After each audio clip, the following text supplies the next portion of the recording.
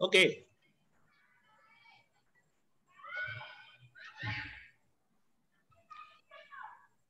નમો વિતરાગાય.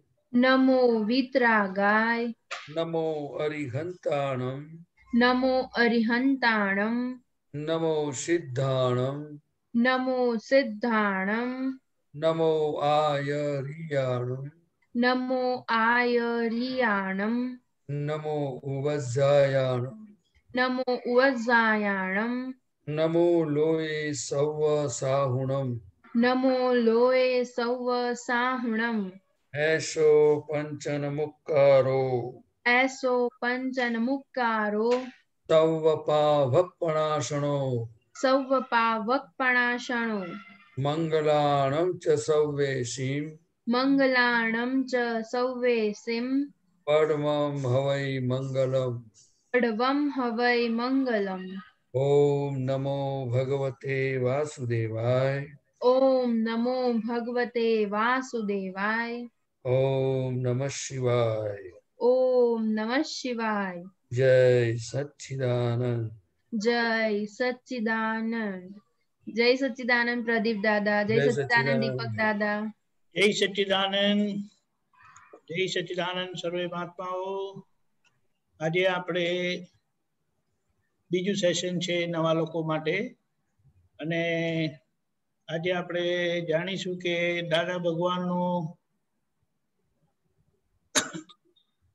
પૂર્વનો પુરુષાર્થ અને આ બહુમાં પણ જે પુરુષાર્થ એમનો હતો, જેના પરિણામે દાદા ભગવાન ખુલ્લા થયા, અક્રમ વિજ્ઞાન ખુલ્લું થયું, અને જે અક્રમ વિજ્ઞાનની યાત્રા 30 વર્ષ સુધી જે ચાલી, એમને જ્ઞાન થયા પછી, અને ત્યારબાદની આખી ભૂમિકા મહાત્માઓની આપતપુત્રોની આપણે જાણીએ. જય સચ્ચિદાનંદ. પધારો પ્રદીપાનંદજી. જય સચ્ચિદાનંદ. જય સચ્ચિદાનંદ. જય સચ્ચિદાનંદ. દાદા ભગવાન એ જ્ઞાન પહેલા વ્યવહારની અંદર એ પોતે એવું ડેવલપમેન્ટ લઈ આવેલા કે એમને 13 વર્ષની ઉંમરમાં જ સ્કૂલની અંદર ભણતા ભણતા શિક્ષકને કહી દીધું કે આ બધી રકમો છે એ વિભાજન થઈ શકે એવી છે, અને અવિભાજ્ય કોઈ હોય તો ભગવાન છે, એટલે કે મેં ભગવાનને શોધી કાઢ્યા. પછી એ પોતે ઓબ્લાઇઝિંગ નેચરનો સ્વભાવ ધરાવતા હતા, અને એમની ભાવના હતી કે આખા વિશ્વના જીવોને જે દુઃખ છે એ દુઃખ મને હો, અને મારું સુખ જગતના જીવ માત્રને હો. એટલે એ ઓબ્લાઇઝિંગ નેચર અને એવી ભાવના સાથે એમનું જીવન આગળ વહેતા વહેતા એ પોતે એ કન્સ્ટ્રક્શનમાં ધંધામાં જોડાયા. પરંતુ ડે ટુ ડે લાઈફમાં એમને માકણ કરડે તો પણ એ પોતે એને મારતા પણ નહીં અને ભગાડતા પણ નહીં, પણ એ પોતે ગળા આગળ કરડે તો પગ પર મૂકી દેતા, અને પોતે કહેતા કે આપણે તો ખાનદાન છે, આપણા ઘરમાં કોઈ આવ્યો હોય અને ભૂખ્યો જાય કેમ પોસાય. એટલે નાનામાં નાના જીવ સાથે પણ એમની વિચારધારા બહુ જ જુદી હતી, કે આપણા જેવા તો માણસો વિચારી પણ ન શકે. એવી જ રીતે જ્યારે પોરમાં જતા હોય, કોઈ કામથી મોડા આયા હોય અને કૂતરું સૂતું હોય તો પોતાના બૂટનો અવાજ આવે તો એની ઊંઘ બગડશે એમ માનીને બૂટ હાથમાં લઈ લેતા. એવી જ રીતે એમ કરતા કરતા એ પોતે જ્યારે માર્ગમાં એમનું જીવન વ્યતીત થતું ગયું, પછી એ ધંધામાં જોડાયા.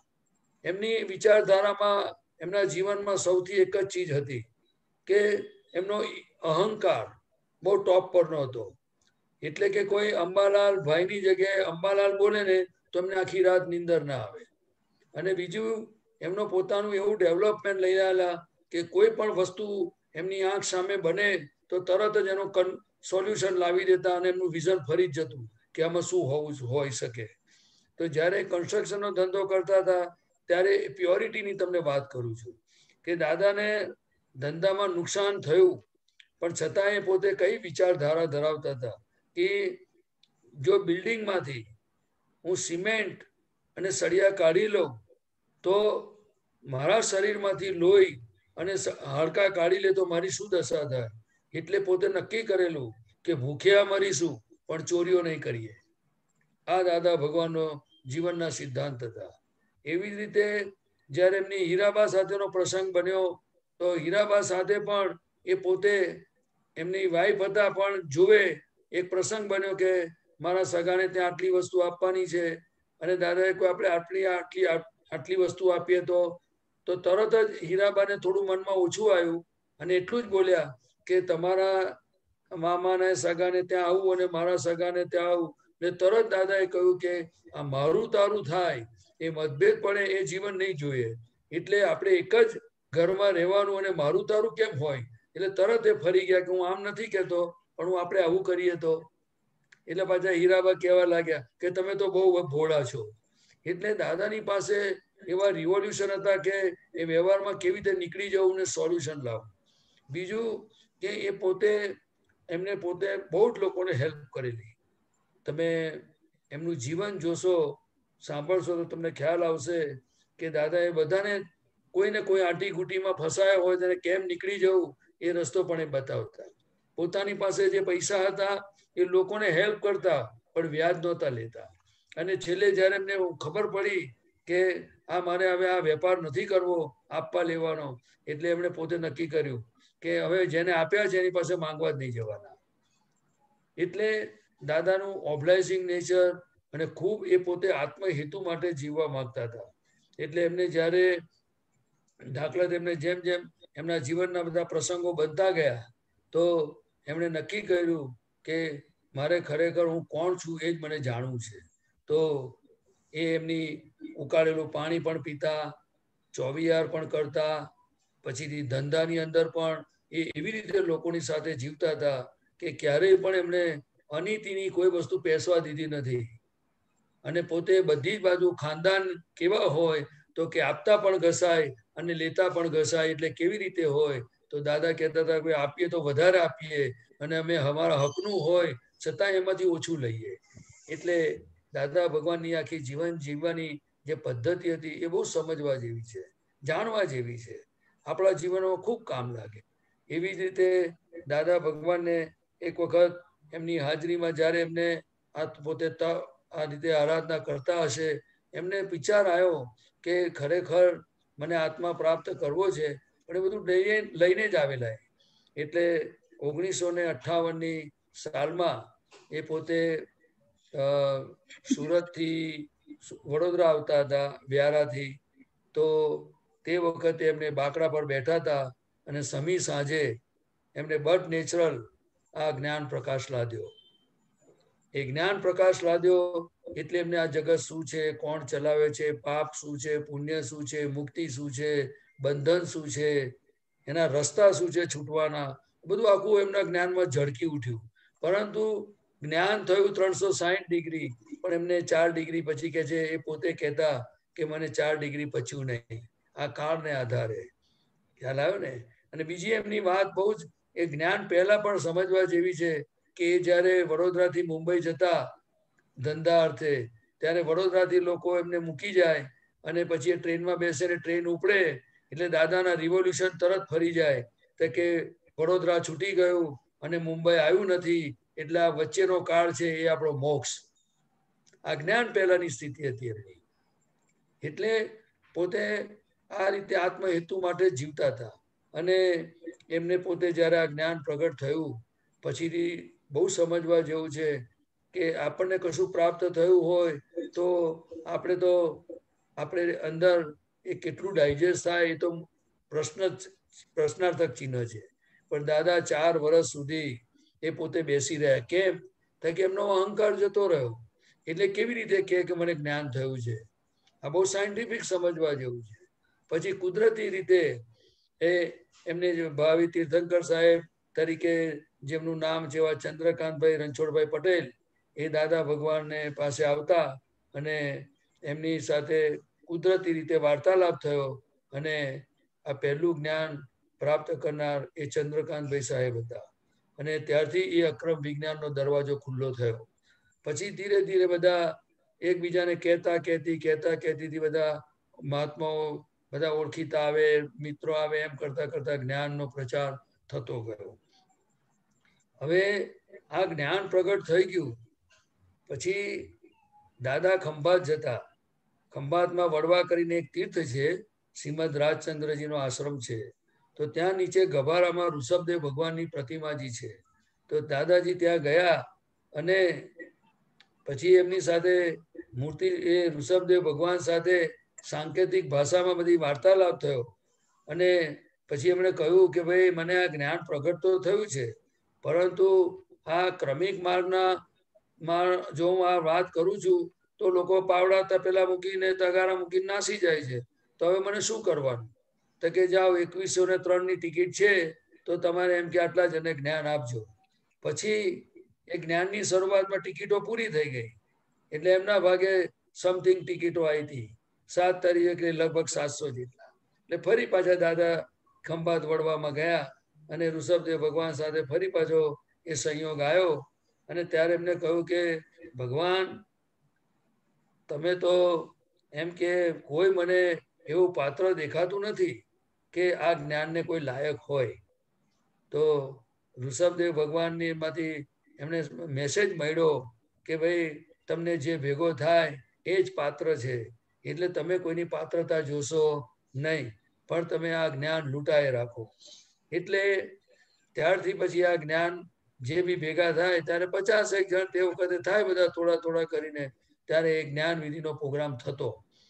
અને આશ્ચર્યની વાત એ છે કે ઋષભદેવ દાદા ભગવાન જે પહેલા તીર્થંકર ભગવાન થઈ ગયા, એમની પાસે અક્રમ વિજ્ઞાન હતું. આમ તો 24 તીર્થંકર ભગવંતોના હૃદયમાં અક્રમ હોય છે, પણ પહેલું અક્રમ વિજ્ઞાન ભરત ચક્રવર્તી રાજા એમના દીકરા હતા એમને એકલાને જ આપેલું. પરંતુ દાદા ભગવાન આ કાળના દેહધારી પરમાત્મા અક્રમ વિજ્ઞાની, એમણે તો જે ભેગા થયા એમને આ જ્ઞાન એમને આપી દીધું. અને મોક્ષની જવાબદારી પણ લીધી અને એમને બંધનમાંથી મુક્ત કરાયા. પછી 5 આજ્ઞા પણ આપી. કારણ કે આ જ્ઞાન અક્રમ વિજ્ઞાન એટલે કે પેલા દર્શન, જ્ઞાન અને ચારિત્ર. ક્રમિક માર્ગ એટલે જ્ઞાન, દર્શન અને ચારિત્ર. ક્રમિક માર્ગમાં જ્ઞાન દર્શન એટલે જેમ જેમ એમને અનુભવ થતો જાય એમ દર્શન ખુલ્લું થતું જાય અને ચારિત્ર ઉત્પન્ન થતું જાય. જ્યારે અહીંયા બધો જ માલ પેન્ડિંગ, કચરો કહો કે જે કહો તે એ અંદર હોય, અને દાદા ભગવાનની કૃપાથી દાદા ભગવાન શું કરતા કે અંદર પ્રગટ થયેલા દાદા ભગવાનની કૃપા ઉતારતા, અને એ કૃપાથી સામે જે કોઈ પણ જીવ હોય એને હું નિશ્ચય નિર્ણયથી કેવળ શુદ્ધાત્મા છું એવું એને ભાન થતું. એટલે દર્શન, જ્ઞાન અને ચારિત્ર એ અક્રમ વિજ્ઞાન છે. એટલે દાદા ભગવાનનો આ જ્ઞાનનો પ્રવાહ એ લગભગ એવી રીતે શરૂ થયો અને આજે લગભગ 1988 સુધી, એટલે કે ત્યાં સુધી જ્ઞાન વિધિ ચાલુ રહી. અને દાદા તો આમ તો 88ના શરૂઆતમાં એટલે લગભગ એમનો દેહ વિલય થઈ ગયો. પણ દાદા ભગવાનની એક વિશેષતાઓ કેવી છે કે એમની સાથે જ્ઞાન મળ્યા પછી પણ દાદા મહાત્માઓ સાથે સમય શિખરજીની જાત્રા કરતા, પાલીતાણાની જાત્રા કરતા, મહેસાણા, મવડી, અંબાજીની પણ જાત્રાઓ થતી, અને બધા મહાત્માઓ સાથેનો આ એક વ્યવહાર ચાલતો. એટલે દાદા કોઈ પણ જાતના આ જવાય ના જવાય, આમ કરાય ના કરાય એ ભાંજગડમાં હતા. અક્રમ વિજ્ઞાન ઇટસેલ્ફ કરવાપણામાંથી મુક્ત કરનારું વિજ્ઞાન છે. ક્રમિક માર્ગ એ કરતાપણાના ભાન સાથેનો માર્ગ છે. અક્રમ વિજ્ઞાન અકર્તા પદનું ભાન થાય પછી બહુ બેઝિક સમજવા જેવું છે. એટલે દાદા ભગવાન આવી રીતે 88 સુધી ચાલ્યું. અને સૌથી મોટી વાત, આજે હું આપતા પુત્ર છું છતાં પણ થોડો સંકોચ સાથે હું તમને કહું છું, પણ સાથે એક આનંદ પણ છે. કે એટલા માટે આનંદ છે અને એટલા માટે સંકોચ છે કે અમારે કાંઈ જોઈતું નથી, પણ દાદા ભગવાનની કૃપાથી અલગ અલગ ગામથી અલગ અલગ રીતના એજ્યુકેશન અને નેચર વાળા બધા યુવાનો અમે દાદા ભગવાનને ભેગા થયા અલગ અલગ સમયે. પરંતુ એ દાદા ભગવાને એમને આપતા પુરુષ કહેવાય. અને આપતા પુરુષ એ હંમેશા વિશ્વાસ કરવા યોગ્ય છે. એવી રીતે એમની સાથે બધા યુવાનોને રહેવાનો સંજોગ આવ્યો, સેવાનો સંજોગ આવ્યો, અને દાદાએ ખૂબ અલગ અલગ રીતે સત્સંગ અને ઘડતરનું કામ કર્યું. એ પછી આપતા પુત્ર તરીકે ઓળખાયા. હવે આપતા પુત્રો એટલે શું કે એ તો પોતે પોતાની ભક્તિ કરતા હોય, એ પોતે પોતાનો પુરુષાર્થ કરતા હોય, અને સાથે સાથે દાદા ભગવાનનો જે જગત કલ્યાણનો યજ્ઞ છે એ યજ્ઞની અંદર દાદા ભગવાને કહેલું કે અડધા જગતનું કલ્યાણ અમારા હાથે થશે અને અડધા જગતનું કલ્યાણ અમારા મહાત્માઓનાથી થશે. એટલે આજે મહાત્માઓ પણ જ્ઞાન દ્રષ્ટિ પામેલા છે, એમનો પણ શુદ્ધાત્મ યોગ છે. આજે આપતા પુત્રો પણ છે, એ ખૂબ સિન્સિયર દાદાની ભક્તિ અને બધી રીતે 5 આજ્ઞાના પુરુષાર્થમાં લાગેલા છે. બધી રીતે બધું આ કુદરતમાં બન્યું છે.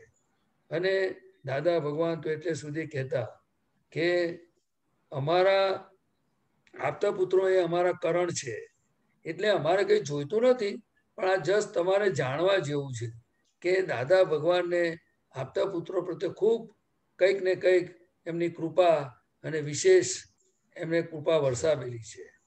બીજું કે આ દાદા ભગવાનને જ્ઞાન થયું તો આપણને ઘણાને થશે કે દાદા ભગવાને આપણને ત્રિમંત્રો એકલા નથી આપ્યા. નમસ્કાર વિધિ આપી છે, પ્રાતઃ વિધિ આપી છે, 9 કર્મો આપી છે. આ 9 કર્મોનું રહસ્ય પણ જાણવા જેવું છે. તો કે દાદા ભગવાનને આ જ્ઞાન થતા પહેલા એ 40 વર્ષ સુધી 9 કર્મોની આરાધના કરતા હતા. અને 9 કર્મો એ વિજ્ઞાન છે, એમાં પ્રતિક્રમણ પણ છે.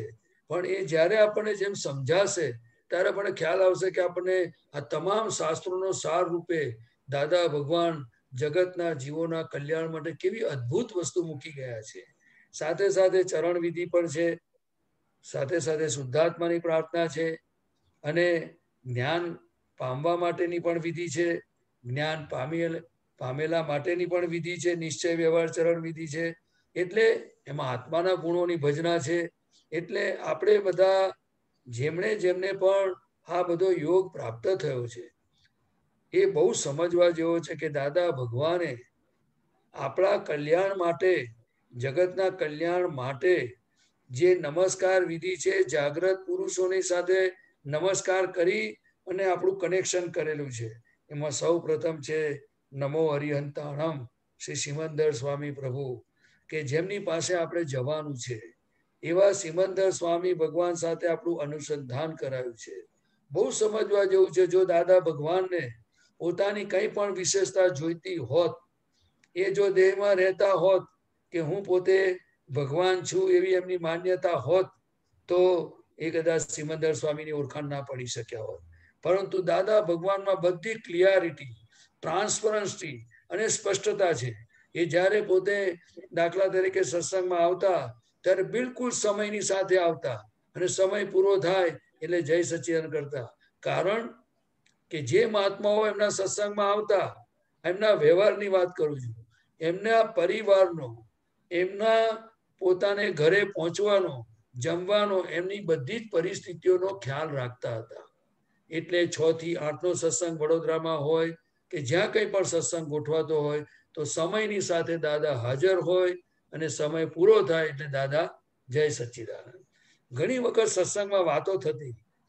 આજે આપણા વ્યવહારમાં આપણે આ બધું શીખવા જેવું છે ને જાણવા જેવું છે. કોઈ દાદા ભગવાનના અસીમ જયકાર બોલે તો ઘણીવાર કોઈ કે તમે થબાકા પડાવો છો, તમે જાતે ભગવાન કેવડાવો છો. ત્યારે દાદા બહુ હસતા બહુ માર્મિક રીતે વાત કરતા કે ભાઈ હું ભગવાન નથી, આ તો ભાદરણના પટેલ છે, એમનું નામ અંબાલાલ ગુરજીભાઈ પટેલ, અને કન્સ્ટ્રક્શનનો નંગોળ ધંધો કરે છે.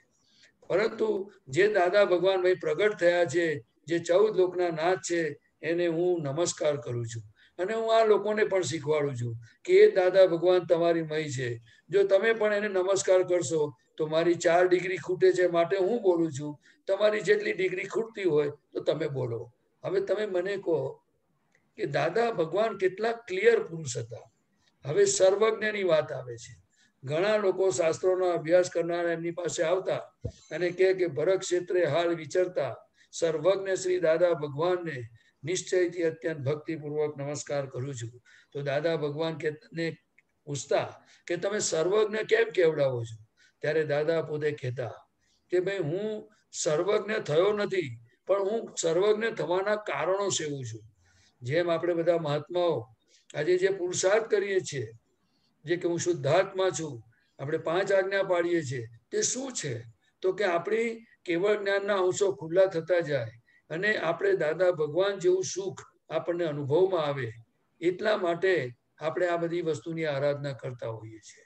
એવી જ રીતે દાદા ભગવાન જ્યારે દાખલા તરીકે અમે આપતા પુત્રોને ખૂબ સેવા અને ઘણા સંજોગોનો લાભ મળ્યો છે, પણ દાદા ભગવાનની કેટલીક લાક્ષણિકતાઓ પણ જાણવા જેવી છે. કે દાદાને દાખલા તરીકે તમે જોયા હોય તો કોઈ કંઈ પણ એમની સામે વ્યવહાર કરે તો દાદા એવી રીતે હસતા હોય અને એ વાતને વાળી લેતા હોય. આજે એ બધી કળાઓ જેમની પાસે વ્યવહાર કળા હતી, જ્ઞાન કળા હતી, બોધ કળા હતી. હું તમને કહું કે દાદા ભગવાન પાસે હું ટકી શકું એવો કોઈ માલ લાયો નહોતો. એટલે મને ખબર છે કે એમની દ્રષ્ટિ, એમનો પ્રેમ અને એમની જે વિતરાગતા, અભેદતા, લઘુતા, જે કંઈ પણ ગુણો એમનામાં પ્રગટ થયેલા, કે કવિરાજે લખ્યું છે, બાળકની પાસે બાળકથી નાના, રકમાનુસારી લઘુ ગુરુ દર્શન. એટલે દાદા ભગવાન પાસે જો રહેવું હોય તો દાદા ભગવાન ઘણી વાર કહેતા કે અહીં તો પ્રગટ અગ્નિ હોય, અહીંયા જાગ્રત રહેવું પડે. એવી રીતે આપતા પુત્રોને ચેતવતા, અમને બધું શીખવતા પણ ખરા, અમારી સાથે હસતા ગમત કરતા. પણ અમને ખબર નહોતી કે દાદા ભગવાનનો દેહ વિલય થશે અને અમારે આ સંજોગ અમારા ભાગે આવશે, અને આવ્યો. અને તમે બધા એ જાણો છો. એટલે દાદા ભગવાનનું જે અક્રમ વિજ્ઞાન છે એ ખૂબ સમજવા જેવું છે. અક્રમ વિજ્ઞાનની સાથે સાથે આજે તમને બધાને જે કંઈ પણ આપતા પુત્રો છે એ શું છે ખરેખર? તમને શું લાગે છે? કે તમને એમ લાગે છે કે આ એક સાધુ છે અથવા તો કોઈ આ છે? પણ ના, એ પોતાની આંતરિક દ્રષ્ટિ પામેલા પુરુષો છે. એ લોકો જે દાદા ભગવાને આપેલી માર્ગદર્શન, એમની આપેલી આજ્ઞાઓ, અને એ અંતરથી માત્ર દાદા ભગવાનને જ સિન્સિયર છે. એ નહીં કે પોતાની પ્રકૃતિને સિન્સિયર છે, નહીં કે આ જગતની કોઈ ચીજો માટે આવેલા છે. આ તો એક રોલ આવ્યો છે. જેમ દાદા અક્રમ વિજ્ઞાની તરીકે આયા અને જેટલો સમય બધાની વચ્ચે રહ્યા, હસતા રહ્યા, ખાતા રહ્યા, સત્સંગ કરતા રહ્યા, અને છેલ્લે 88માં કેલનપુર ખાતે એમનો અંતિમ સંસ્કાર કરવામાં આવ્યા, અંતિમ વિધિ કરવામાં આવી, જે આજે સત સ્થાનકથી ઓળખાય છે. એવી જ રીતે દાદા ભગવાનને સુરતની અંદર જે મહાવિદ્ય તીર્થધામ છે એમે એમની સાથે પણ જતા. દાદા ભગવાન કેટલી વિધિઓ કરેલી છે. કેટલી વાર એ મંદિરમાં, એ જગ્યા, તે વખતે મંદિરનું કન્સ્ટ્રક્શન ચાલુ હતું અને દાદા સાથે જવાનું બનતું. પરંતુ આપતા પુત્રોમાં એક ખાસ કરીને દાદા ભગવાનની કૃપા કહો કે જે કંઈ તમને સમજાય તે, પણ હું તો કૃપા જ કહીશ. જ્યાં પણ દાદા ભગવાન હોય ત્યાં એક દિવસ પણ આપતા પુત્રોને રજા મળે તો તે દાદા પાસે પહોંચી જતા, જેને જેવો સંજોગ. બીજું કે દાદા ભગવાન સિવાય ભર યુવાનીમાં અમને કાંઈ જ કશું દેખાયું નથી. લક્ષમાં શિપ, ડીએ. અને દાદા પણ અમારી સાથે એવો વ્યવહાર કરતા, એ તમે જાણશો તો તમને આશ્ચર્ય થશે કે દાદા ભગવાન અમને કેવું કહેતા કે આવી ગયો, બધું બરાબર છે, સર્વિસ કેમ ચાલે છે, તું જઈમો, ક્યારે જવાનો? એટલે અમને ક્યારેય પણ દાદા અમારાથી મોટા છે એવું તો ક્યારેય લાગ્યું નથી. દાદાથી ડર પણ લાગ્યો નથી.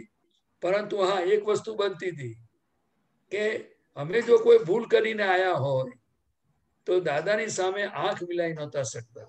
એ ઘણા આપતા પુત્રોનો અનુભવ છે. પણ દાદા એટલા પ્રેમાળ હતા કે અમને બોલાવે, કેમ છે ભાઈ? જય સચ્ચિદાનંદ. સચ્ચિદાનંદ છે ને?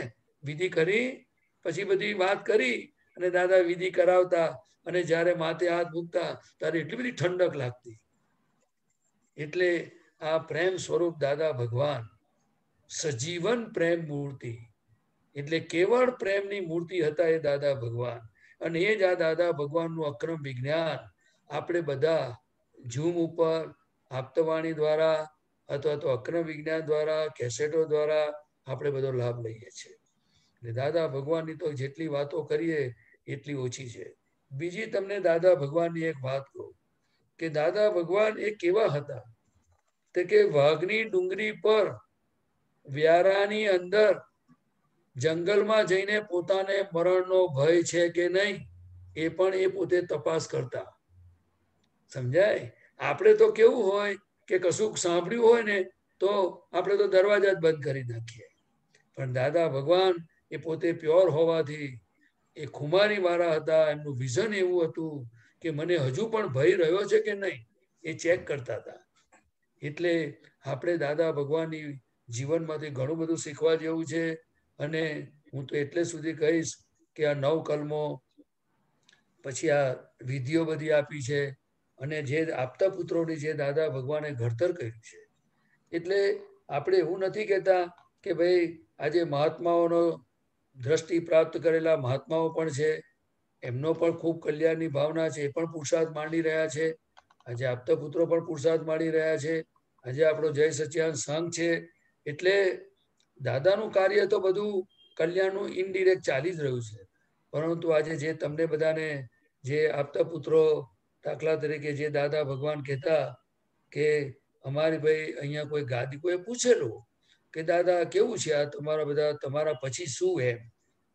તો દાદા કે ભાઈ એ તો કઈ ભત્રીજાને અને એવાની કઈ ગાદીઓ આપવાની વાત નથી હોતી. આ તો વિતરાગોનો માર્ગ છે. અહીંયા ગાદી પ્રથા હોતી જ નથી કે છે. એટલે આ ખાસ જાણી રાખજો તમે કે આ ગાદીથી ચાલતો માર્ગ ન હોય. અહીંયા તો ચારિત્રથી ચાલતો માર્ગ છે, કૃપાથી ચાલતો માર્ગ છે. અને આજ્ઞાધીનપણે જીવવાથી એ સહેજા સહેજ વસ્તુ બનતી હોય છે.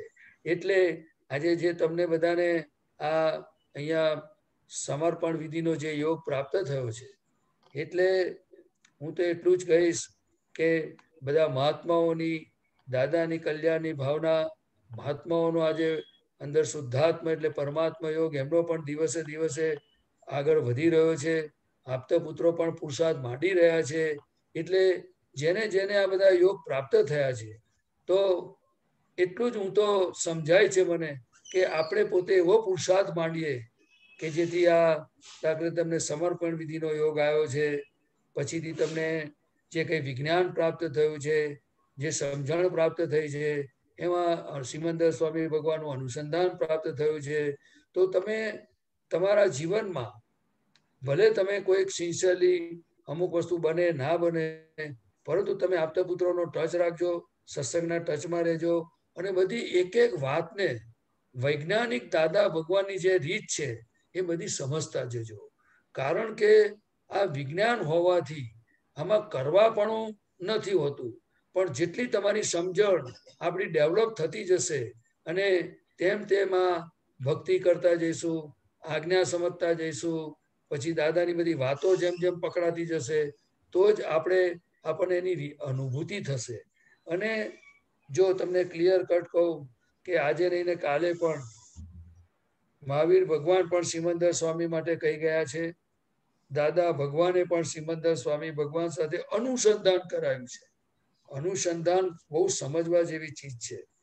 જો આ પ્રત્યક્ષ અરિયન ભગવાન પાસે આપણે જવું હોય તો તમે મને કહો કે જો ખરેખર આપણે મોક્ષે જવું છે એવી જો આપણી હૃદયની ભાવના હોય તો આપણે શું કરવું જોઈએ? તો દાદા ભગવાને કહેલું આજ્ઞા પાડવી જોઈએ. દાદા ભગવાનની એક એક વાત સમજવી જોઈએ અને આપણે સિન્સિયર થવું જોઈએ. જો સિમંદર સ્વામી પાસે જવું હોય એમના વગર મોક્ષ શક્ય નથી, નથી, નથી અને નથી. એટલે જ આપણે આ વાતને ગંભીરતાથી પકડવાની છે અને આપણે સિન્સિયરલી ભક્તિ કરવાની છે, જેથી આ બધો જે તમને સત્સંગનો, વિધિનો, નમસ્કાર વિધિનો, સમર્પણ વિધિનો, આજ્ઞાનો, કીર્તન ભક્તિનો જે બધો યોગ પ્રાપ્ત થયો છે એ આપણું મોક્ષનું કારણ બનશે. એટલે કોઈ એવા સમર્થ પુરુષ આપણને જો ભેગા થઈ ગયા અને થશે જ તો આપણું કામ વધુ ને વધુ આસાન બનશે. પરંતુ જ્યાં સુધી એ યોગ નથી આવ્યો ત્યાં સુધી આપણે જે આપણને અહીંયાથી પ્રાપ્ત થયું છે એને સિન્સિયર રહેવું, એને સમજવું અને સિમંદર સ્વામીની ખૂબ ભક્તિ કરવી, કારણ કે એ પ્રત્યક્ષ હરિયન ભગવાન છે. હવે દાદા ભગવાનના અસીમ જય જયકારો શું છે? ઘણા બધાને થશે કે એક વાક્ય બોલ્યા કરે છે, પરંતુ ના, આ દાદા ભગવાનના અસીમ જય જયકાર હો. દાદા ભગવાનના દેહ વિલય પહેલા વડોદરાની અંદર ન્યૂ એરા સ્કૂલ ની અંદર પેલી સિસ્ટમ ચાલુ થયેલી અને 24 કલાકની કીર્તન ભક્તિ રાખવામાં આવી હતી. એ 24 કલાકની કીર્તન ભક્તિ એક મહાત્માને ઘરે પણ રાખવામાં આવી હતી. અને દાદા ભગવાનની આજ્ઞા હતી કે દર 15 દિવસે એક વખત રાખવી. એટલે ત્યારથી એ કીર્તન ભક્તિ શરૂ થઈ છે, હજુ પણ એ ચાલે છે. એ દાદા ભગવાનના અસીમ જય જયકારો એ પોતાની અંદર રહેલું આત્મ સ્વરૂપની ભક્તિ છે. એટલે આપણે આ સત્સંગમાં જે યુવાનો, યુવતીઓ, વડીલો, મહાત્માઓ, જે કોઈ પણ નવા જૂના જે બી હોય, હું માત્ર મને એટલું જ સમજાય છે કે આપણે જેમ જેમ આ દાદાની વાતો સમજતા જઈશું, દાદા શું છે તે સમજતા જઈશું, તો જ આપણામાં ધીરે ધીરે એ તરફ પ્રગતિ થશે. નહીં તો આ કાળમાં એટલા બધા વિકટ સંજોગો છે કે તમને ક્યાં ને ક્યાં મોહના વાતાવરણમાં, લપસણા વાતાવરણમાં તમને ધકેલી જશે અને આપણે દાદાથી દૂર થઈ જઈશું. એટલે બી કેરફુલ. તમે નિયમ બનાવજો, તમે દાદાની વાત સમજજો, 5 આજ્ઞાનું વિજ્ઞાન સમજજો, 9 કલમો સમજજો અને ખૂબ સત્સંગ દ્વારા કે હું ખરેખર કેવી રીતે પ્રગતિ કરું, પુરુષાર્થ કરું, એ બધી વાતો સમજજો. કારણ કે તમે અહીં આવ્યા છો એટલે મને નિશ્ચિત વિશ્વાસ છે, અખંડ વિશ્વાસ છે કે એક વખત દાદા ભગવાન કહેતા હતા કે આ આજા ફસાજાની કંપની છે, એટલે અહીંયા આવતા પહેલા વિચાર કરજો. હવે જો તમે બધા અહીંયા આવ્યા છો એટલે તમે ફસાણા છો. એટલે એટલું સમજી લેજો કે ફસાવું એટલે શું, કે તમે જો આ સત્સંગનો સ્વાદ, આ જ્ઞાનનો સ્વાદ ચાખશો એટલે બહાર તમને ફીક્કું લાગવાનું જ છે. તમે જશો ખરા કર્મના ઉદયથી, ચટાકા મારી આવશો, પણ પછીથી પાછું તમને થશે કે સારું સત્સંગ જેવી તો મજા ક્યાંય નહીં.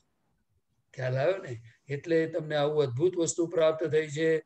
અને જે આપતા પુત્ર સાહેબોએ જે કંઈ પણ આપણામાં પોતાને દાદાને સિન્સિયર એવા આપતા પુત્રો, પોતાની જાગૃતિને સિન્સિયર એવા આપતા પુત્રો, 5 આજ્ઞાને સિન્સિયર એવા આપતા પુત્રો, જે મન વચન કાયાથી અખંડ બ્રહ્મચર્યની જેની નિષ્ઠામાં છે, જેના પુરુષાર્થમાં છે, એવા ચોખ્ખા લક્ષ્મી અને વિષયથી મુક્ત એવા આપતા પુત્રો એ આજે દાદા ભગવાન મૂકી ગયા છે.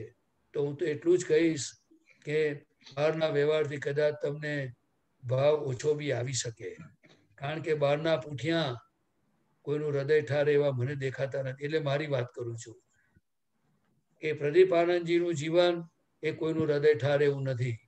એ ગયા અવતારનો એટલો બધો કચરો ભરેલો છે એને, એટલે અત્યારે દીપક આનંદજી બોલાવે છે એટલે ઝૂમ પર આવીએ છીએ. બાકી ખરેખર તો મને આવવાનો ઇન્ટરેસ્ટ ઓછો હોય છે. એટલે તમે ખૂબ આપતા પુત્રોનો લાભ લેજો, વિજ્ઞાન સમજજો, દાદા શું છે તે સમજજો, દાદાના બધા જીવન જીવવાની કળાઓ શું છે એ સમજજો. કારણ કે આ આટી ગુટીમાંથી નીકળવા માટે કોઈ રસ્તો નથી. કારણ કે ક્રમિક માર્ગ એ ફ્રેક્ચર થઈ ગયો છે. અને હવે આ દાદા ભગવાનની કૃપાથી જે અક્રમ વિજ્ઞાન ખુલ્લું થયું છે, અને હવે ધીરે ધીરે તમે જે આપણે આ બધી ભક્તિને આજ્ઞાને પુરુષાર્થ કરશો તો દ્વાપરની અંદર પણ જે સુખ નહોતું, જેવો માર્ગ નહોતો, એવો ઉત્કૃષ્ટ ક્રમિક માર્ગ દાદા ભગવાન કે છે આવશે અને લોકો ખૂબ પામશે. તો મારી તો પ્રાર્થના છે કે આપણે સૌ એવો પુરુષાર્થ માંડીએ કે દાદા નિરંતર ભલે આજે આ દેહ આપણી આંખ સામે નથી, પરંતુ દાદા ભગવાન બહુ સ્પષ્ટ કહેતા હતા કે દેહ તો આયુષવાળો હોય, પરંતુ આપણે દેહવાળા દાદા હોય તો વાંધો નહીં, પરંતુ કાયમના દાદા એવા 5 આજ્ઞા સ્વરૂપી દાદા ભગવાનને આપણે પકડી રાખવાના કે છેક સુધી આપણી જોડે જ હોય. અને દાદા પોતે કહેતા કે 5 આજ્ઞા તે જ હું છું. એટલે મને એવું લાગે છે કે બહુ તમને થોડો ભારે તો નથી પડ્યું ને કોઈને, દીપક આનંદજી? ના ના, એટલે તમને ઉતાવળમાં કશું બફાઈ નથી ગયું ને? તમને તકલીફ પડે એવું નથી થયું ને કોઈને? ના ના, બરાબર, જવા દો તમે, એટલે ચાલવા દો. આપણે ખૂબ ખૂબ સમજણથી આપણું મનુષ્ય જીવન સાર્થક કરીએ.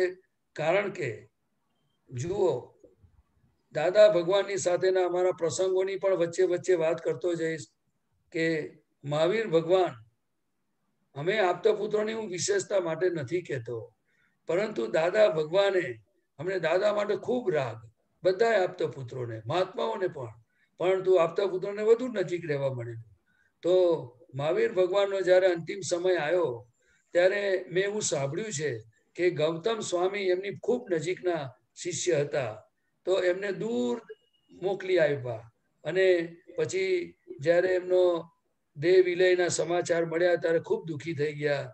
પછી આમ કરતા કરતા વિચારને ચડી ગયા અને એમાંથી એમને કેવળ જ્ઞાન થયું.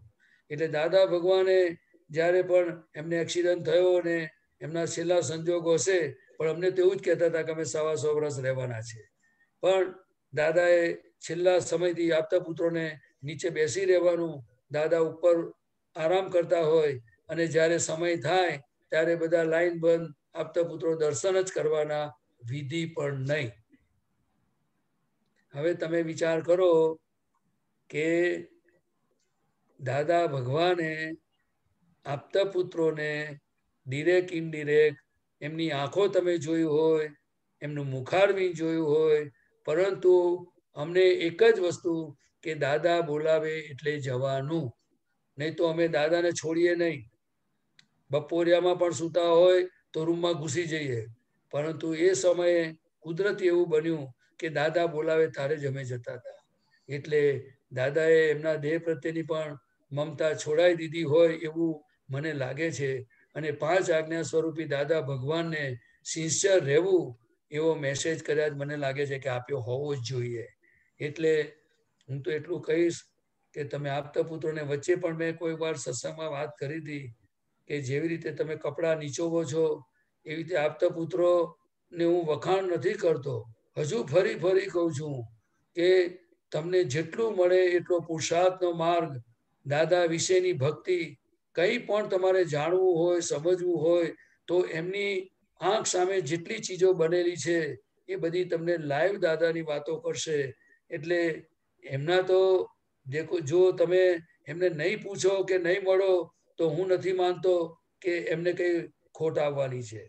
પરંતુ એમની ભાવના જે જગત કલ્યાણની દાદા મૂકી ગયા છે, એમનામાં પ્રસ્થાપિત કરી ગયા છે, એટલે એ ભાવના તો એમની અવિરત રહેવાની છે.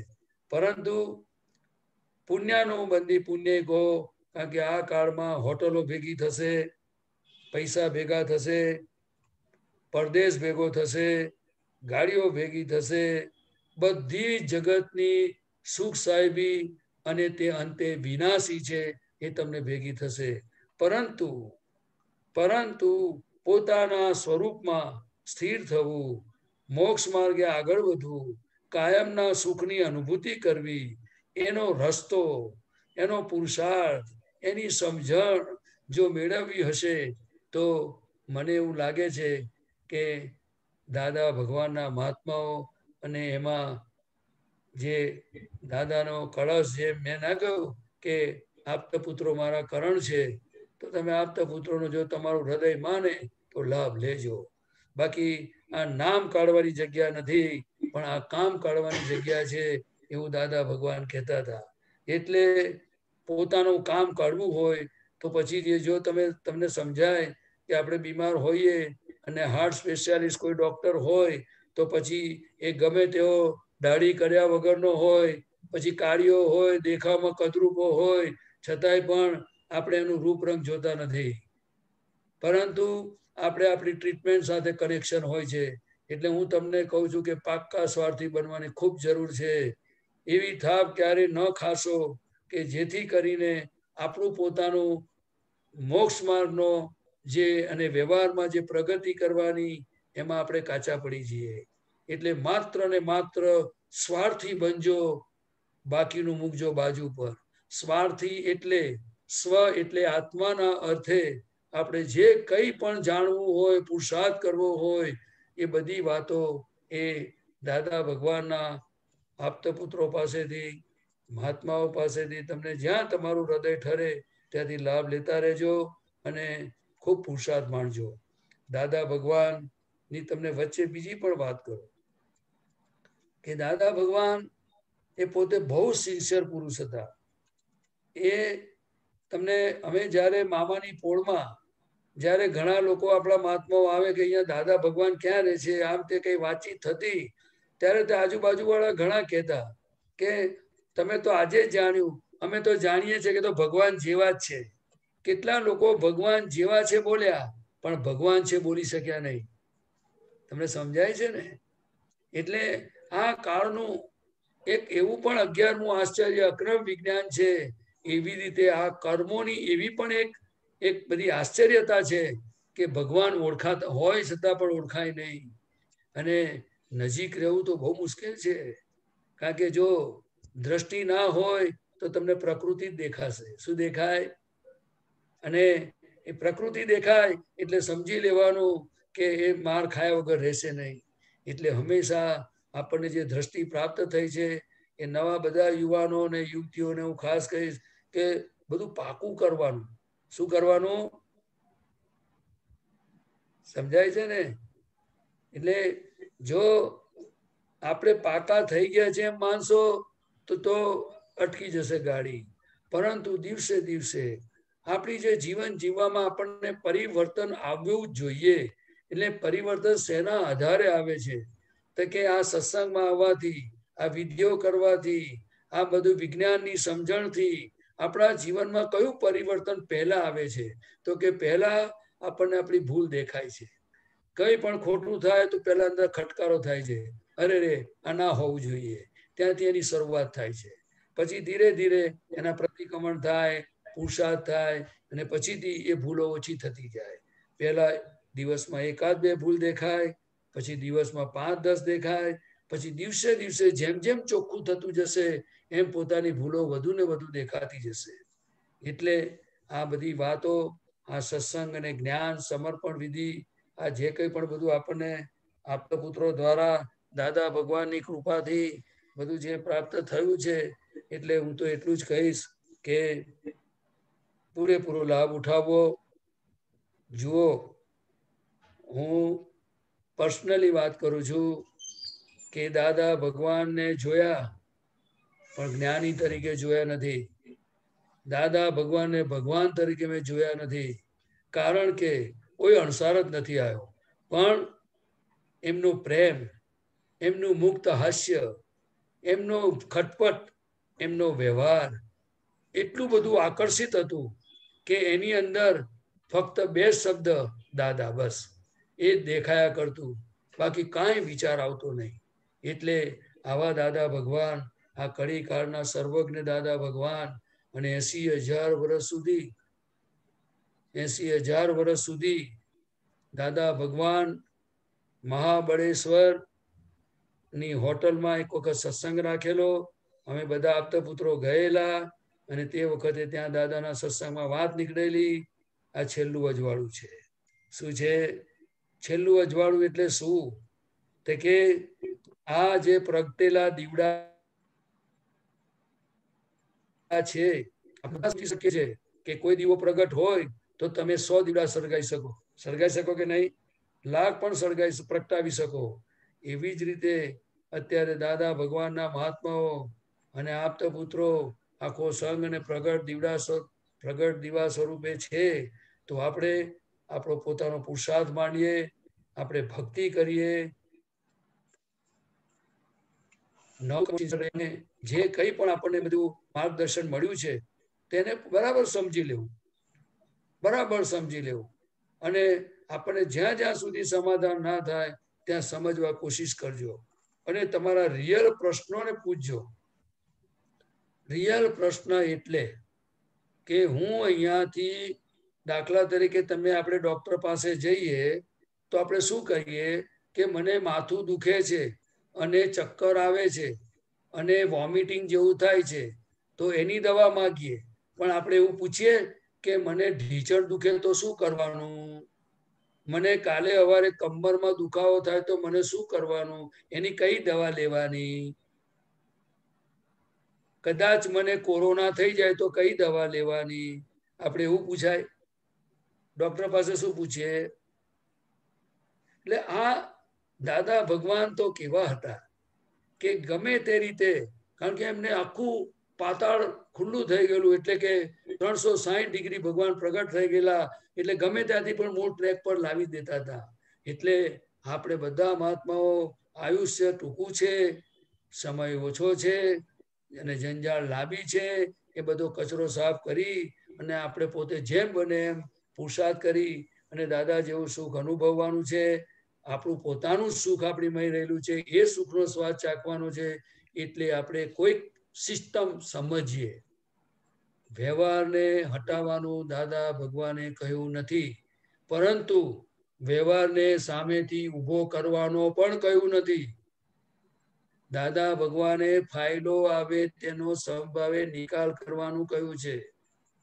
એટલે સમભાવે સામે આવે તો, હવે ગુજરાતીમાં તો બધાને સમજી શકાય એવું છે કે આવવું અને ઊભું કરવું એમાં ફેર ખરો હશે કે નહીં હોય? ખરો હશે, કઈ ફેર હશે કે નહીં હોય? જેમ શબ્દ જુદા છે એટલે એનો કંઈક પણ અર્થ મિનિંગ જુદો હોવો જ જોઈએ. એ શોધખોળ દાદા ભગવાનની છે. એટલે આપણે સૌ એવો પુરુષાર્થ માંડીએ, એવા જાગૃત થઈએ કે આપણે જ્યાં હોય ત્યાં જુઓ, હું એટલે કે હું શુદ્ધાત્મા છું, પરંતુ આ ફાઇલ નંબર 1 પ્રદીપને હજુ પણ કહું છું કે અગરબત્તીની સુગંધ આવે છે, અગરબત્તી જળી જાય છે અને એની સુગંધ આવે છે, પરંતુ હજુ તારી સુગંધ આવતી મેં જોઈ નથી. દાદા ભગવાન એ એવા સુગંધીદાર હતા કે એમને સુગંધી એટલે તમને સમજાશે કે આજે એમનો ફોટો જુએ ને તોય પણ માણસ સ્થિર થઈ જાય. આજે એમનો ફોટો જુએ ને અને જો વધુ સમય એની અંદર કંઈક થાય ને તો એની આંખમાં આંસુના ટપકા પડવા માંડે. જો વધુ સ્થિરતાથી જુએ ને તો એનું હૃદય સ્તબ્ધ થઈ જાય. એવા એ દાદા ભગવાન હતા. તો આપણે સૌ આવો સુંદર માર્ગ, આવા સુંદર મહાત્માઓ, આવા સુંદર આપતપુત્રો, આવો સુંદર સંઘ અને આવી બધી જ દાદા ભગવાનની આપેલી વસ્તુઓ, જેમ કે મને આપણને વિધિઓ, પ્રાતઃવિધિ જે કંઈ પણ બધું પ્રાપ્ત થયું છે એને ખૂબ એની આરાધના કરીએ અને અંતરથી નક્કી કરીએ કે આ જ મારું સર્વસ્વ છે.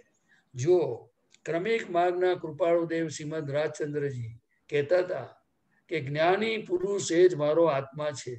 જેમ જેમ એ શ્રદ્ધા થતી જશે ત્યારે દર અસલ આત્માની આપણને અનુભૂતિ, પ્રાપ્તિથી લઈને અનુભૂતિ સુધી આપણે પહોંચી શકીશું. તો આજે ભલે તમે એ મગજમાંથી કાઢી નાખજો કે દાદા ભગવાનની જે આપણને બધી આજ્ઞાઓ આપી ગયેલી બધી વસ્તુઓ પ્રાપ્ત થઈ છે એ જ દાદા ભગવાને આપેલી છે. કારણ કે હું તમને એ પણ વાત કરું કે દાદા ભગવાનની હાજરીમાં આજે 5 વસ્તુ, એ દાદા ભગવાન કોઈ નવા વ્યક્તિ આવતા તો આપતા પુત્રોને કહેતા હતા જાઓ ઓપરેશન થિયેટરમાં લઈ જાઓ. દાદાના બધા માર્મિક શબ્દો છે. હા, તો પછી એ બધું આપતા પુત્ર 1-2 જે હોય એ લઈ જતા અને બધું સમજાવતા અને પછી દાદા કે બધું થઈ ગયું? તો કેવું થઈ ગયું. અને પેલા ભાઈને પણ પૂછતા હતા સમજી ગયા? ઓકે ચાલો. એટલે દાદા ભગવાન આજ્ઞા કરીને ગયા છે એટલે આપણે એનું મહત્વ ખૂબ સમજવા જેવું છે. જ્ઞાની પુરુષની આજ્ઞા જેને પ્રાપ્ત થઈ. ડિરેક્ટ ઇનડિરેક્ટ આ બધામાં શબ્દોમાં નહીં પડવાનું, પરંતુ દાદાને મળેલા દીવડા હજે પ્રગટ છે, એટલે કે હાજર છે. એટલે જો એનો પરમ વિનય કરવામાં તો ના આવે તો કઈ નહીં, પણ જો વિનય પણ આવડશે તો હું એવું માનું છું કે દાદા તમારાથી દૂર ના હોઈ શકે. દાદા દૂર ના હોઈ શકે, કારણ કે જે તમને કઈ પણ વસ્તુ આપી રહ્યા છે એની માત્ર ને માત્ર ભાવના જો કોઈ હોય તો કલ્યાણની ભાવના છે. કઈ છે? એટલે દાદા ભગવાનની મેં વાત કરી ને કે દાદા ભગવાન કહેતા હતા એમની ભાવના હતી કે આખા જગતના દુઃખ મને હો અને મારું સુખ જીવ માત્રને હો. તો આપણે પણ આવો, આપણે બધા મહાત્માઓ, યુવાનો બધા એવો પુરુષાર્થ કરીએ કે જેથી કરીને આપણને ક્યારે એવો અહેસાસ ન થાય કે દાદા ભગવાન નથી. દાદા ભગવાન મારી સાથે જ છે. એમના સિદ્ધાંતો, એમની આજ્ઞા, એમના વચનોને સિન્સિયર રહેવું. કાચા પડી જવું તો ફરી પ્રાર્થના કરીને શક્તિ માંગવી, પણ કાચા પણ ચૂકતા નહીં. જગતની ધોલો ખાવામાં સ્વાદ છે, જગતની ધોલો ખાવામાં સ્વાદ છે, પણ આપવામાં સ્વાદ નથી. એટલે કઈ પણ દાદા ભગવાન વાળા આયા, આ મોટા આ આયા, કઈ અપમાન પણ સહન કરવાનું આવે તો હસતા હસતા પીજો, એ આત્માનું ટોનિક છે. પરંતુ હું અત્યાર સુધી કાચો પડ્યો છું, કારણ કે પણ હવેથી દ્રઢ નિશ્ચય નિર્ણય કરેલો છે એક જ કે દાદાની આજ્ઞા એ ધર્મ અને એ તપ. એટલે આવો આપણે બધા સાથે મળીને દાદાને ખૂબ ભક્તિ કરીએ, પુરુષાર્થ કરીએ, વિજ્ઞાન સમજીએ અને એમ કરીને આ જગતના જીવોને સુખ શાંતિ થાય એવા દાદાના જગત કલ્યાણમાં આપણે બધા જાગ્રતપણે જીવીએ, સિન્સિયરલી જીવીએ અને નિમિત્ત ભાવે આ જગતમાંથી દાદાનો કલ્યાણનો યજ્ઞ છે એમાં નિમિત્ત ભાવે જીવી જઈએ. એ જ મને પ્રાર્થના છે મારી દાદા ભગવાનને. દીપક આનંદજી, બરાબર છે? બરાબર છે. જય સચ્ચિદાનંદ. જય સચ્ચિદાનંદ. એક જરા ફોડ પાડજો ને, આ જે ચરણ વિધિની નિયમિતતા કરવા કીધી છે તેનું મહત્વ જરા સમજાવજો ને. હાજી, જો ચરણ વિધિ એની અંદર આપણે નિશ્ચય વ્યવહાર ચરણ વિધિ ને, આ નીચે વ્યવહાર ચરણ, નિશ્ચય વ્યવહાર ચરણ વિધિની અંદર આત્માના ગુણોની એટલે કે પોતાના સ્વરૂપની ભજના લખેલી છે. શું લખેલી છે? અને એની અંદર તમે વાંચશો કે મન વચન કાયાથી જુદો છું, એટલે હજુ પણ આ દ્રષ્ટિ પ્રાપ્ત થયા પછી પણ હજુ જે ડિસ્ચાર્જ ભાગમાં મન વચન કાયા તે હું જ છું એ જે હજુ માન્યતા વર્તે છે, તો પછી તમે જો આ વિધિ વાંચો તો ધીરે ધીરે ધીરે એ તમને પછી ખબર પડે કે આ હું આ નથી, પણ હું આ છું. એટલે પોતાની સ્વરૂપની પ્રાપ્તિ થઈ હોય છતાં પણ જે જૂની માન્યતા વાળો જે ભાગ છે, જેને ડિસ્ચાર્જ અહંકાર અને મમતા કહેવાય, એ હજુ અંદર સાબુત પડેલી છે. એટલે એ કામ કર્યા વગર રહેશે નહીં. એટલે તમે જોજો કે દરેક ક્રિયાઓ વખતે તમને હું ખાઉં છું, હું પીઉં છું, હું આવ્યો, હું ગયો, બધું રહ્યા જ કરે છે. એટલે આ ચરણ વિધિ એ ખૂબ આત્યંતિક આવશ્યક વસ્તુ છે. એને સિદ્ધ સ્તુતિ પણ એમાં આપેલી છે કે અનંત જ્ઞાન વાળો, અનંત દર્શન વાળો, અનંત શક્તિ વાળો, અનંત સુખનું ધામ, અવ્યાભાસ સ્વરૂપ છું. એના મુખ્ય ગુણો છે. પછી બધી જે મન વચન કાયાની જે અવસ્થા છે, એટલે અવસ્થા વિનાશી છે, હું અવિનાશી છું. મન વચન કાયા રૂપી છે, હું અરૂપી છું. આપને સમજાય છે ને? એટલે કે પૂતગલ અને આત્મા વચ્ચેની ડિમાર્કેશન લાઈન, એમાં મોટા ભાગના જેટલા જરૂરી છે એટલા બધા જ ગુણોનું દાદા ભગવાને એની અંદર બધું બોલાવેલું છે અને બધું જ એ ચરણ વિધિમાં આપેલું છે. જે કરે એના બાપનું. સમજી ગયા? બાપનું એટલે શું? તે કે જો પોતે મોક્ષે જવું હોય અને જો પોતાને ભાન થયું છે કે હું શુદ્ધાત્મા છું, તો અત્યાર સુધીમાં આપણે દેહની ભજના કરતા હતા, તો દેહ તો લાકડામાં જવાનો છે. તો પોતાનું સ્વરૂપ મળ્યું, એની ઓળખાણ પડી હોય, તો પછી આપણે આપણી ભજના કરવી જોઈએ.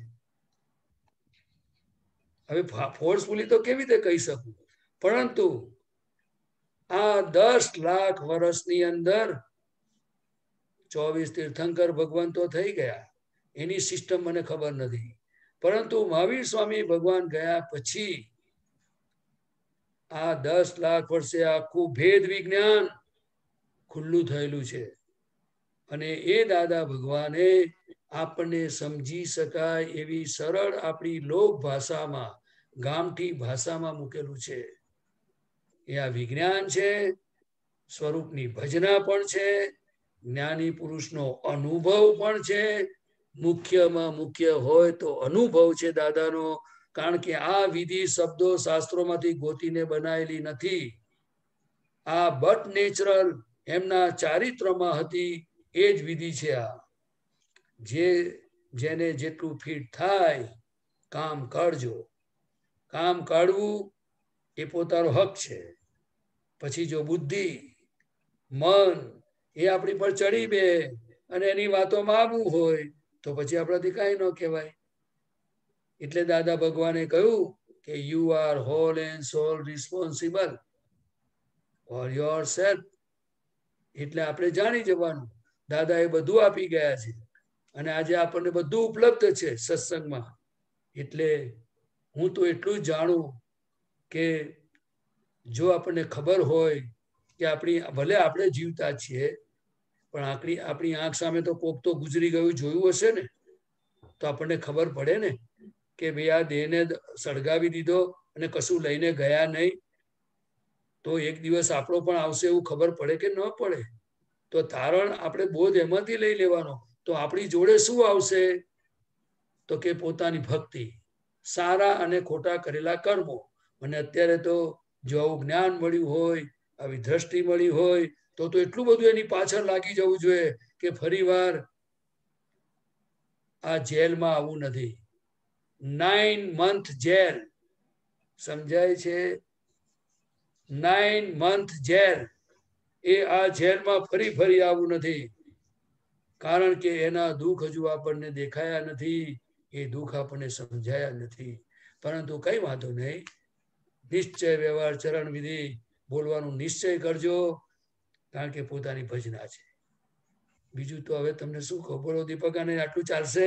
કરેક્ટ. આ જ એક આવશ્યક કરીને કીધું છે. બીજું બધું તો જે છે સત્સાધન ને આરતી ને દીવો ને બધું જયકાર, એ આપણા વ્યવહારના ધક્કા ઓછા કરવા માટે, કારણ કે રસ્તે ચાલનારને આ પ્રાપ્ત થાય છે, એટલે બાકીના વ્યવહારના ધક્કા ઓછા થાય એના માટે સત્સાધનની આરાધના, આરતી દીવો કરવાનું આરાધના આપી છે. અને સિમંદર સ્વામીનું અનુસંધાન એ તો બહુ ગજબનું આપી દીધું છે આપણને, એટલે બહુ સરસ. જય સચ્ચિદાનંદ. તમે બે મિનિટ અસીમ જે કરો બોલાવો, હું બોલું પાછળ. હું બોલાવું? હા, ઓકે.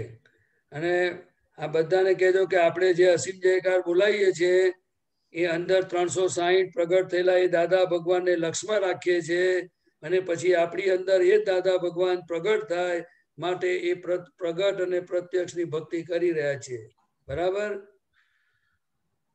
દાદા ભગવાનના અસીમ જય જયકાર હો. દાદા ભગવાનના અસીમ જય જયકાર હો. દાદા ભગવાનના અસીમ જય જયકાર હો. દાદા ભગવાનના અસીમ જય જયકાર હો. દાદા ભગવાનના અસીમ જય જયકાર હો. દાદા ભગવાનના અસીમ જય જયકાર હો. દાદા ભગવાનના અસીમ જય જયકાર હો. દાદા ભગવાનના અસીમ જય જયકાર હો.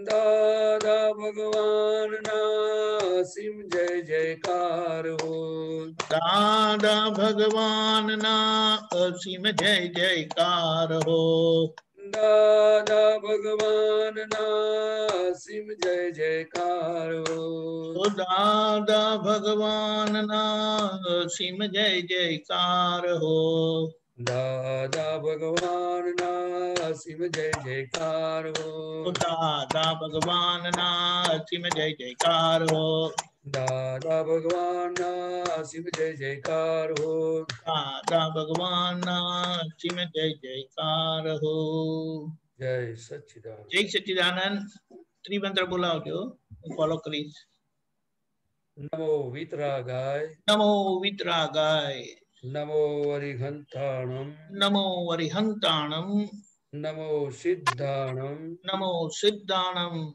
નમો આયરિયાણમ નમો આયરિયાણમ નમો ઉવજ્જાયાણમ નમો વજ્જાયાણમ નમો લોય સવ સાહુણમ નમો લોય સવ સાહુણમ એસો પંચન મુક્કારો એસો પંચન મુક્કારો સવ પાવપણાસણો સૌ પાવપણાસણો મંગલાણમ ચ સવ્વેશીમ મંગલાણમ ચ સૌવેસીમ પરમમ હવૈ મંગલમ પરમં હવૈ મંગલમ ઓમ નમો ભગવતે વાસુદેવાય ઓમ નમો ભગવતે વાસુદેવાય ઓમ નમઃ શિવાય ઓમ નમઃ શિવાય જય સચ્ચિદાનંદ જય સચ્ચિદાનંદ